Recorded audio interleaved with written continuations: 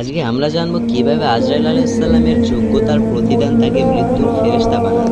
আল্লাহ তাআলা ফেরেশতা আজরাইলের বুদ্ধিমত্তা এবং যোগ্যতা দেখে অত্যন্ত খুশি হলেন এবং বলিলেন, আজরাইল, আজ তুমি মানব জাতির সৃষ্টি লগ্নে যেভাবে নিজের যোগ্যতার প্রমাণ দিলে, প্রাণীগুলোর ধ্বংস তথা মৃত্যু লগ্নেও তুমি একইভাবে নিজের যোগ্যতা ও সক্ষমতার প্রমাণ দিতে পারিবে, এতে কোনো সন্দেহ নাই।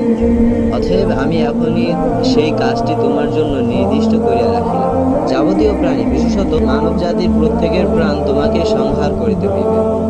আল্লাহ তাআলার এই বাণী শ্রবণ করিয়া ফেরেশতা আজরাইল একেবারে উদ্বিগ্ন হইয়া পড়িলেন এবং অত্যন্ত কাকুতি মিনতি সহকারে বলিতে লাগিলেন, হে মাবুদ, আমি আপনার যে কোনো নির্দেশ পালন করিতে প্রস্তুত আছি, তবে আপনি এই কঠিন নির্দেশ পালন হইতে আমাকে মুক্তি দান করুন।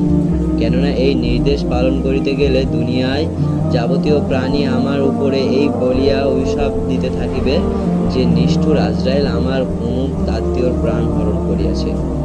সে অভিশাপ আমি কিছুতেই সহ করিতে পারিব না। আজরাইলের কথা শুনিয়া আল্লাহ তাআলা বলিলেন, আজরাইল, এ বিষয়ে তোমার কোনরূপ চিন্তা করিতে হইবে না।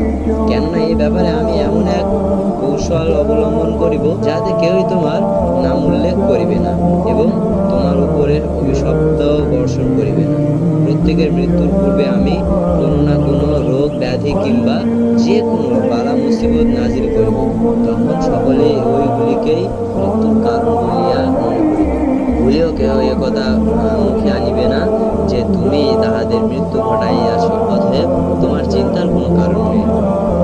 তাই বোঝা যায় আজরাইল আলাইহিস সালামের এই দায়িত্ব ছিল তার অনুগত্যের প্রতিদান, যা একই সাথে সম্মান আর সবচেয়ে কঠিন পরীক্ষা।